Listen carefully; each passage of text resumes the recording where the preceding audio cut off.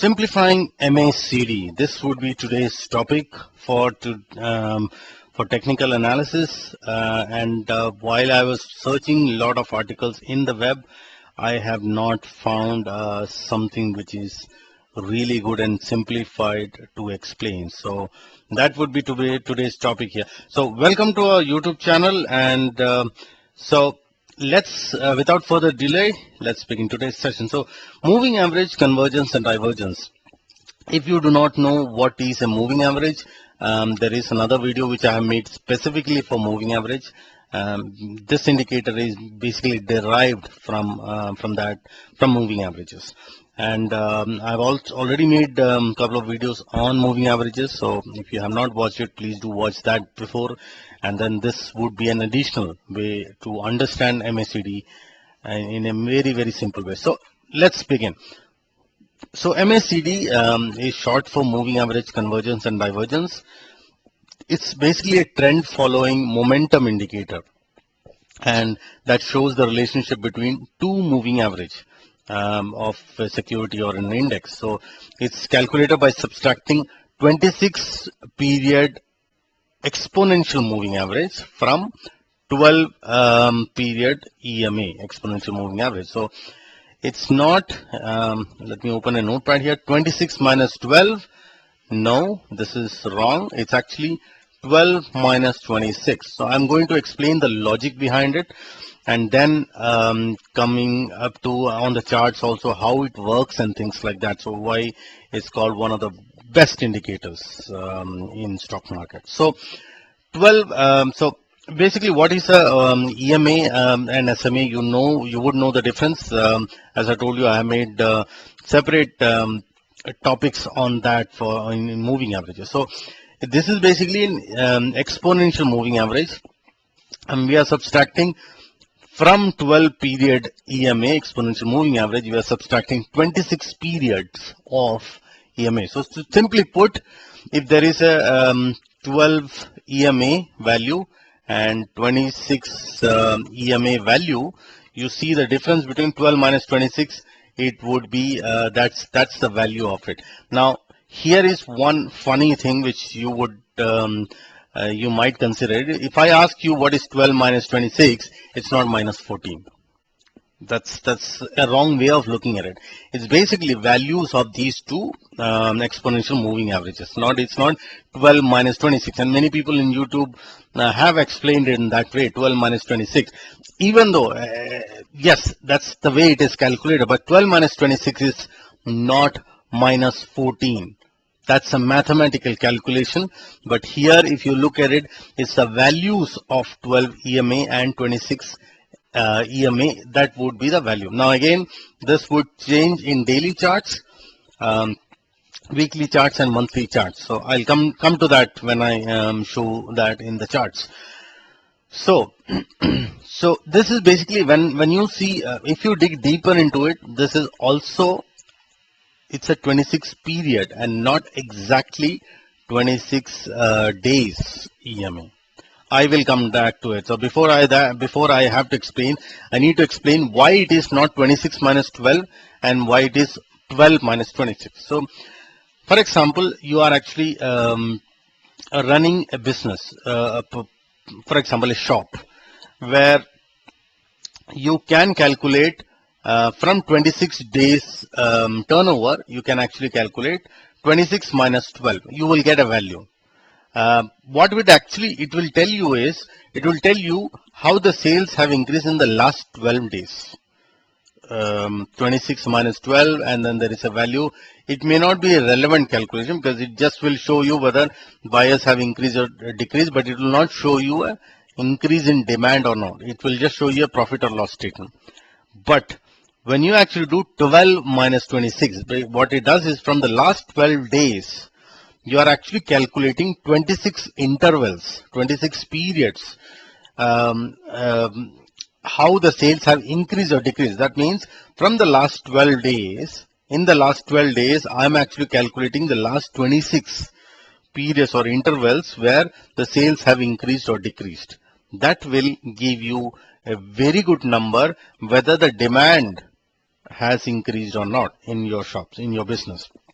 That's the whole calculation. Now, again, I have explained this before too. So, if you want to know, probably read more on it only and watch this video again and again. You will understand that concept. So that's the reason we do 26 from 12 period, 12 days. We are calculating minus 26 intervals, and you will get a value which is known as MACD line. This is exactly the calculation of MACD line. 12 less 26 EMA. Now, the second line which you would be seeing in MACD, which I will show you on the charts, is called signal line. Signal line is nothing but it basically indicates you the signal, whether it is a buy or a sell signal, but there is a calculation to it. It's a 9 days EMA, 9 period EMA of the MACD line. So that means when you look at this calculation, this already will tell you whether there is an increase in demand or not, and the signal line is nothing but 9 days exponential moving average of the MACD line. Now what this actually shows you, that means if this line, the 9 days EMA, if it is still moving ahead, going above, the MACD line is above the signal line, it's a buy signal. It's still in buy zone. The demand is still there. However, if this MACD line is actually reducing, is coming below the 9 days EMA, that means for some reason there is the demand is actually decreasing. And that's exactly the whole idea of moving average. And because moving average is actually an amazing concept, whether you are running a business or even in stock market, based on the demand and supply zone. Now there is one more line which you have to see is the histogram. Histogram is nothing between it's MACD line minus signal line. So that's just the difference between them. And let me just now come back to the charts. So I'm opening charting.com website. If I go to charts, so here is the chart, and I'm going to just put MACD here so that you don't get confused about any other indicator. Okay, here it is.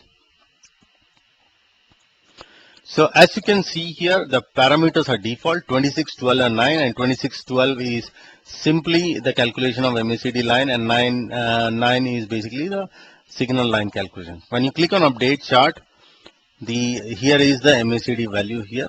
All right, this is the MACD line which is calculated on 26 and 12, and this is the signal line, which is 9 days exponential moving average of the MACD line, and divergence is nothing but it's also called histogram. Basically, the difference between these and two. Now, that's exactly what I actually showed you in Notepad, and of course, the calculation, the logic behind that calculation. Now comes to the difference part here. So simply put, if MACD value is more than this signal value, it's a buy signal. Same goes with if this is lesser than the signal line, that means it's a sell zone right now. Divergence or histogram is basically the difference between these two. Now, coming back to this charts now, the difference right now is minus 14 because the MACD line is lesser than the signal line. Now, so right now it is in a sell zone right now. What will happen is eventually, if the demand is increasing, this MACD line will go up, and the difference between these two will be zero at some point here. So MACD line will go up and this will be low, but it will cross zero at some point of time. And that's exactly the time which is the best buying time. And same goes with the opposite direction. If it is MACD line is crossing below zero, that is the best selling time too. How to capture that is a very big question, and I can explain. I will tell you that also. So this zero, whenever you can get a lot of screeners from which you can actually calculate this. For example, many people have already created as you can see. As you can see here, MACD crossovers and MACD. Now, I think this is a different kind of indicator.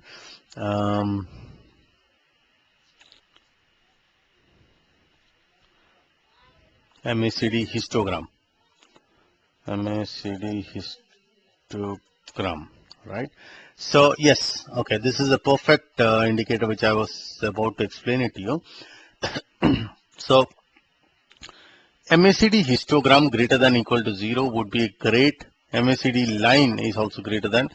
So these are three different parameters, which is good, and it also shows there are a lot of stocks listed here. That means they have recently just crossed. It's, you can see, click on greater than, or you can change it to crossed above 0, and that will give you a clear indication whether it has actually shown you buy signal or not. That is crossed above 0 or not, which it is actually showing here right now. So this is the best buying time. So if I click on, for example, something like this Yes Bank stock, as you can see here, it has crossed 0, and the difference between this is just minus point. It has crossed and it has come back right now, so maybe this would not be a great buying time right now, but you will have to see the next day's opening to see whether it crosses 0 once again or not. It crossed above 0, and then I think it has just came slightly down. So again, so that's my point here is very simple. So whenever you do this, you have to see the MACD line and the difference between MACD line and the signal line should cross above 0, which would be a best buying time. And whenever it crosses 0 in the lower side, and to simply put, MACD line, if it is above signal line, it is a buy zone, and MACD line below the signal line is a sell zone. It's as simple as that. So that's pretty much about MACD line, and as you all already would know that the calculation of this is very, very good, and you don't have to manually sit and calculate it, and that is the reason you you actually have charts and other things from which you get the numbers very easily. This is the formula as I've explained you: 12 period EMA minus 26 period EMA, and this is actually calculated from a moving average, and then another signal line is calculated derived from that moving average itself. So it's a great indicator to work with. How and one, so this is, simply put, this is in a simplest way of putting it across, putting MACD across. If you still have any questions on this, feel free to ask on the comment section. I'll be happy to answer them for you. Thank you, and I will see you again on my next video.